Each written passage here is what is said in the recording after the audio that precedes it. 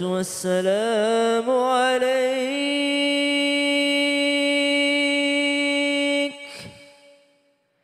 يا إمام المجاهدين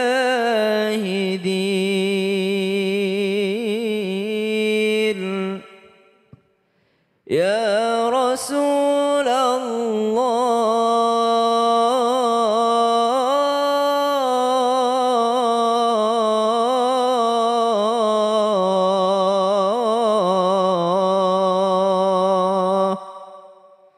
صلى الله عليك وعلى آلك وأصحابك أجمعين. Auzubillahi minasyaitonirrajim. Bismillahirrahmanirrahim. Assalamualaikum warahmatullahi wabarakatuh. Waalaikumsalam warahmatullahi wabarakatuh. Jamaah. Yeah. Oh jamaah. Yeah. Alhamdulillah. Alhamdulillahirabbil alamin wassalatu wassalamu ala azrafil anbiya'i wal mursalin wa ala alihi washabihi ajmain amma ba'du. Alhamdulillah jamaah, ketemu lagi di Islam Itu Indah tentunya bersama saya Mikdad Adausi dan guru-guru kita yang sangat luar biasa. Pagi-pagi dengerin salawat tarhim bikin hati tuh jadi aduh adem, tentrem gitu ya. Nah jamaah, kita juga sudah tahu ya bahwa raja dari tubuh kita itu adalah hati. Nah tapi namanya hati itu kadang sering terbolak-balik atau fluktuatif gitu ya. Kadang naik, kadang turun. Apalagi di dalam kehidupan pasti ada aja ujiannya. Nah makanya nih kita hari ini akan membahas tema yang sangat luar biasa. Supaya hati kita itu jauh dari kesusahan. Terus tanda-tandanya apa aja sih? Makanya kita akan bahas dalam tema ini dia. Tanda-tanda hati yang selamat jauh dari kesusahan. Masya Allah. Baik jemaah, sebelum kita bahas lebih dalam mengenai tema kita hari ini, saya mau ngajakin dulu jemaah untuk nonton dulu tayangan berikut ini. Silakan.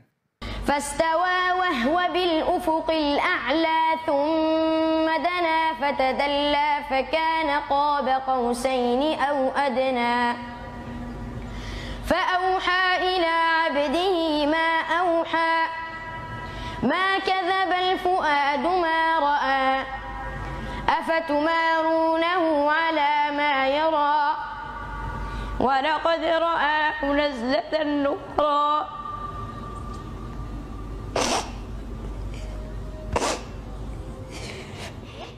Aduh, Masya Allah. Tadi seorang anak kecil yang sangat menghayati ketika membaca ayat suci Al-Quran. Nah ini berkaitan nih dengan tanda-tanda bahwa hati kita tuh selamat dan jauh dari kesusahan. Saya yang pertama mau ke Ustadz Syam dulu nih. Siap. Afwan Ustadz, nih izin bertanya. Ini berkaitan dengan video tadi. Apakah benar tanda pertama hati yang selamat dan bahkan jauh dari kesusahan itu berkaitan dengan kulit dan rasa gemetar? Ini saya jadi penasaran sih. Kok ada hubungan sama kulit dan rasa gemetar? Nah ini mohon penjelasannya guru nih, silakan. Baik, bismillahirrahmanirrahim. Tabai guruku Ustaz Maulana, Ustaz Ahmad Khan, Mas Mikdad, serta guru-guru kami yang dimuliakan Allah Subhanahu wa taala. Bismillahirrahmanirrahim. Alhamdulillahirabbil alamin. Wassalatu wassalamu ala asyrafil anbiya'i wal mursalin sayyidina Muhammadin wa ala alihi wa sahbihi ajma'in. Asbahna wa asbahal mulku lillahi rabbil alamin. Subhanaka la ilma lana illa ma 'allamtana innaka antal alimul hakim. Rabbi shrah li sadri wa yassir li amri wahlul 'uqdatam min lisani yafqahu qawli waj'al li waziran min ahli. Amin amin amin ya rabbal alamin. Rasa gemetar ketika membaca Al-Qur'an, bahkan jangankan membaca, mendengarkan Al-Qur'an bisa membuat hati itu teriris, bisa membuat hati itu gemetar, lalu ternyata divisualisasikan oleh air mata. Maka subhanallah, itulah pemandangan yang barusan kita lihat dalam video seorang anak yang membaca tentang keagungan Allah Subhanahu wa taala, yang benar-benar menyadari bahwa yang dibacakan ini bukanlah perkataan manusia, tapi yang dibacakan adalah daripada firman Allah Subhanahu wa taala. Dan Allah Subhanahu wa taala berfirman dalam surah Al-Anfal ayat 2, ba'da naqul a'udzu billahi minasyaitonir rajim. Innamal mu'minuna alladzina idza dzukirallah wajilat qulubuhum. Maka seseorang yang benar-benar beriman kepada Allah Subhanahu wa taala, Seorang mukmin yang mengimani hari akhir, yang mengimani subhanallah apa yang ditakdirkan Allah Subhanahu wa taala, hari akhir, hari pembalasan, maka mereka akan wajilat qulubuhum idza dzukirallah. Ketika mengingat Allah Subhanahu wa taala, maka bergetarlah hati mereka, hati yang disebutkan. Lalu apa hubungannya dengan kulit yang gemetar? Ternyata dalam surah Az-Zumar juga disebutkan sehingga kulit itu pun ikut bergetar. Maka Nabi SAW mengingatkan kepada kita dalam riwayat, ketika engkau membaca Al-Quran maka fabakau, maka menangislah. Jikalau engkau tidak bisa menangis maka berusahalah menangis. Kalau kau tidak bisa menangis maka berusahalah menangis. Makanya ada orang kadang membaca Al-Quran seperti Syekh Hani Ar-Rifai, itu membuat suaranya itu seperti terisak-isak. Bismillahirrahmanirrahim. Ya, dibacakan ayat seakan-akan seperti menangis. Qul a'udzu birabbin nas, malikin nas. Maka subhanallah mengisak-isakkan suara. Dan semua sahabat, Sayyidina Umar bin Khattab, Sayyidina Abu Bakar As-Siddiq, Sayyidina Ibni Abbas, itu mengamalkan semua, yakni menangis ketika membaca Al-Quran, bergetar kulitnya, bergetar badannya ketika membaca Al-Quran, atau bahkan hanya sekedar mendengarkan Al-Quran. Maka ulama kita mengajarkan kepada kita bagaimana caranya. Nah sekarang bagaimana caranya supaya mencapai level tersebut. Satu, sadari bahwa yang dibacakan ini bukan perkataan manusia, bukan buatan manusia, tapi firman Allah Subhanahu wa taala. Yang kedua, resapi maknanya. Jikalau berbicara tentang neraka, takutlah kita. Seseorang yang ketakutan pasti akan menangis. Yang ketiga, jikalau berbicarakan tentang surga, maka berharaplah. Orang kalau sangat berharap itu kadang meneteskan air mata sampai nangis karena pengen banget. Subhanallah. Dan yang keempat, ketika kita tidak bisa menangis, maka menangislah karena tidak bisa menangis. Nah ini bagus sekali ungkapan nih. Menangislah jikalau engkau tidak bisa menangis. Sedihlah jikalau engkau tidak bisa ikut menangis. Kenapa? Karena suatu musibah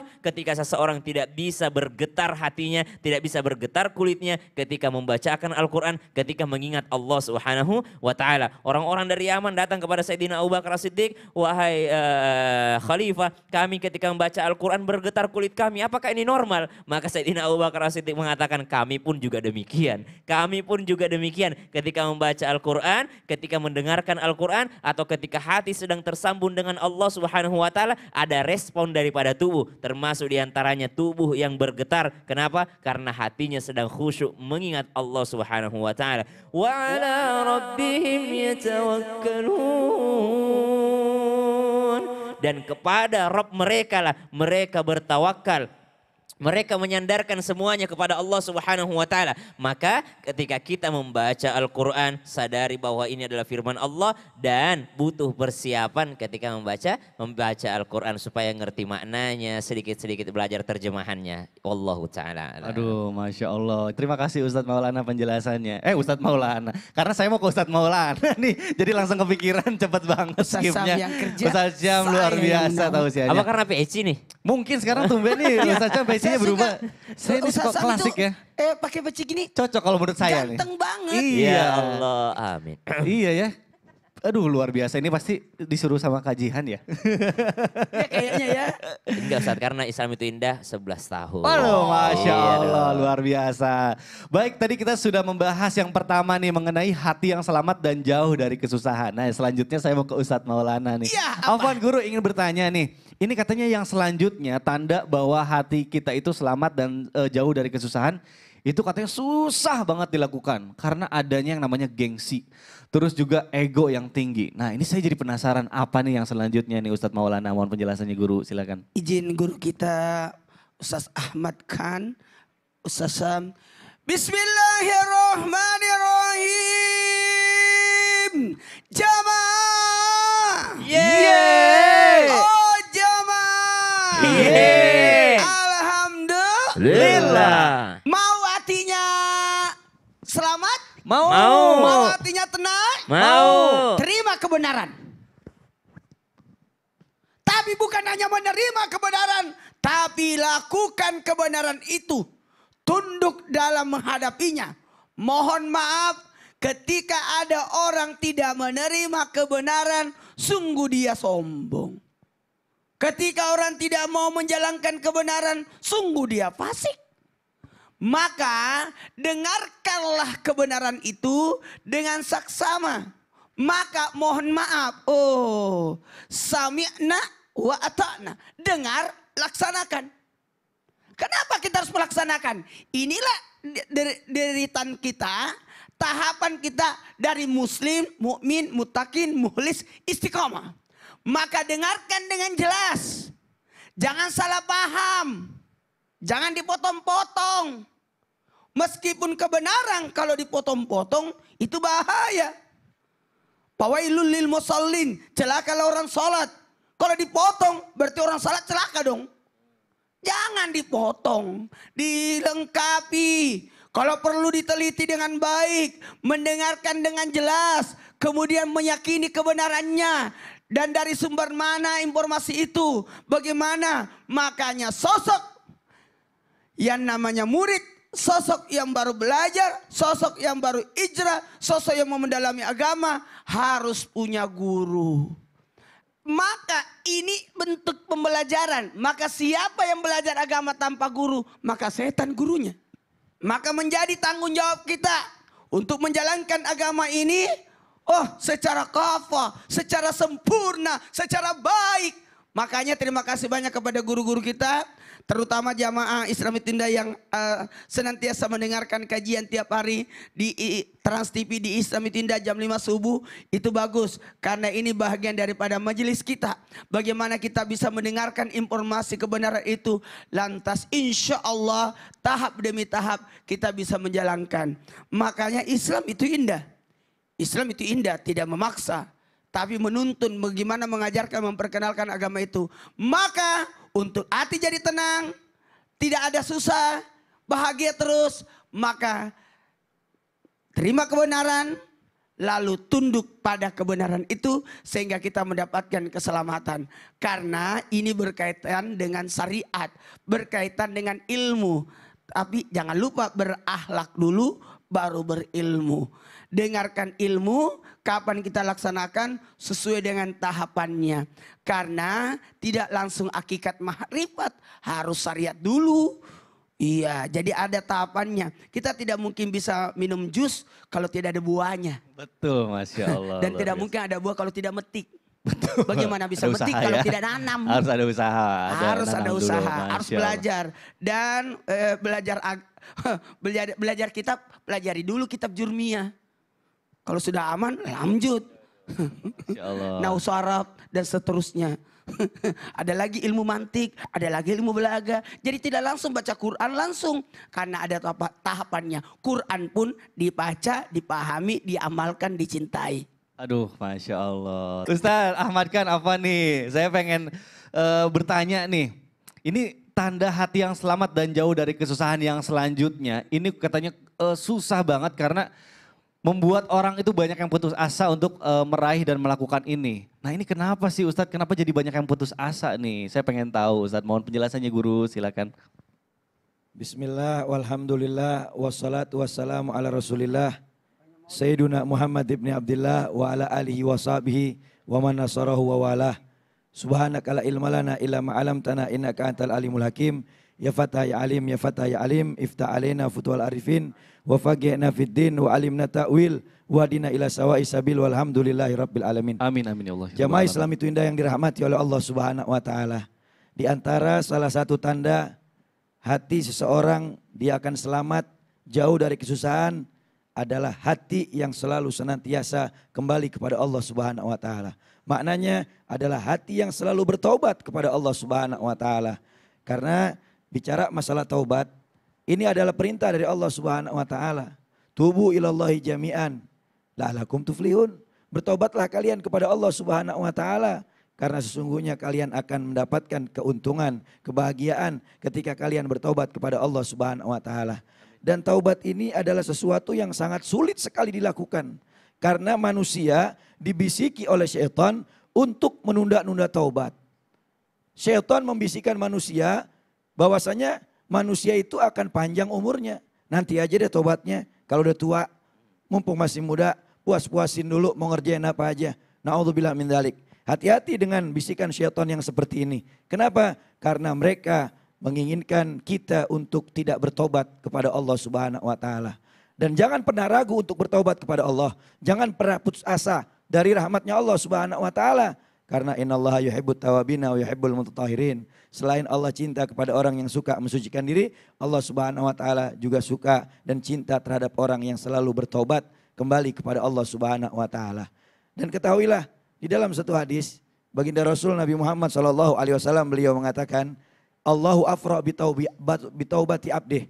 Kata baginda Rasul Nabi Muhammad SAW, Allahu afra bitaubati abdih minal akimil walid wa minad dalil wajid wa minad dham'anil warid. Sesungguhnya Allah Subhanahu wa taala teramat sangat gembira ketika ada hambanya yang bertobat kepada Allah Subhanahu wa taala taubatan nasuha. Gembiranya Allah terhadap hamba tersebut melebihi gembiranya sepasang suami istri yang menikah udah 20 tahun bahkan divonis oleh dokter tidak memiliki anak yaitu mandul, tiba-tiba setelah itu Allah kasih anak. Tuh orang tua kira-kira girang gak Ustaz Maulana? Luar biasa. Bahagia luar biasa. Bahagianya luar biasa. Langsung potong kambing bikin tasyakuran. Kenapa? Karena dikaruniai anak. Nah Allah lebih girang lagi dari mereka. Bahkan kata Nabi, lebih girang dari seseorang yang terlunta-lunta tersesat di padang pasir yang panas, yang tandus, kehausan hampir mati. Berhari-hari tidak menemukan air, tiba-tiba ketemu seteguk air yang menghilangkan haus dan dahaganya. Tuh orang pasti girang banget. Allah lebih girang dari orang itu. Bahkan Allah lebih girang ketika ada hambanya taubat, lebih-lebih dari seseorang yang kehilangan sesuatu yang dia cinta. Ada orang kehilangan barang atau benda yang dia sayang, tiba-tiba ketemu, oh itu girangnya luar biasa. Girang banget, saya pernah hilang Seneng. HP itu ketemu lagi, seneng banget. Girang banget kan? Girang banget. Allah lebih girang dari orang-orang yang Masya seperti Allah. itu. Maka jangan pernah ragu dengan bertobat kepada Allah. Sebanyak apapun dosa kita, kalau kita menghadap Allah dengan taubatan nasuha, dengan syarat yang 4. Yang pertama anadam, menyesali perbuatan dosa yang kita lakukan. Yang kedua al-igla anidambi, meninggalkan dosa itu untuk selamanya. Yang ketiga al-azmu an la yauda, berjanji untuk tidak kembali kepada dosa itu walaupun sebentar. Yang keempat meminta ridho dan maaf kepada orang yang dia zalimi. Maka siapa yang kembali kepada Allah dengan taubatan nasuha, Allah akan terima taubatnya, Allah ampunin kesalahannya. Sekalipun dosa kita setinggi langit atau sebanyak buih di lautan, Allah akan terima taubat kita. Mudah-mudahan Amin, Allah amin, ya berikan Allah. karunia hati kita untuk bertobat kepadanya selalu. Amin ya rabbal alamin. Amin, amin ya Allah, ya Rabbal Alamin. Masya Allah udah dapat Jadi 3 tidak boleh nih. orang putus asa ya. Nah, iya, Jangan sebanyak ragu. apapun dosanya insya Allah Allah Sebesar maha apapun pengampun. dosa. Allah ampuni. Nah itu perlu digarisbawahi itu Masya Allah. Terima kasih Ustadz Ahmad Khan penjelasannya. Nah kita selanjutnya mengenai tanda-tanda hati yang selamat dan jauh dari kesusahan. Saya mau ke Ustadz Syam deh. Ustadz katanya ini tanda-tanda yang selanjutnya ini harus dipaksain nih. Karena Siap. nggak datang dengan sendirinya. Nah ini saya jadi pengen tahu apa ya. Ya Kenapa harus Allah, dipaksakan ya nih Allah. Ustadz Sini, nih? sini, sini. Gimana? Wah mau praktek nih kayaknya nih. Gimana nih Ustadz Syam? Siap. Asik nih dijelasinnya sambil duduk nih. Ustadz Syam. Loh, Pada kok ngapain malah sih? nggak dijawab sih? Oh, mungkin ini ada kaitannya sama jawabannya. Nunggu istrinya lahiran. Ya Allah masih lama dong. Oh mungkin ini nanti ada kaitannya dengan jawaban yang selanjutnya ya. Baik jamaah jangan kemana-mana tetap di Islam itu Indah. Jamaah oh jamaah. Alhamdulillah. Alhamdulillah. Yuk kita sama-sama.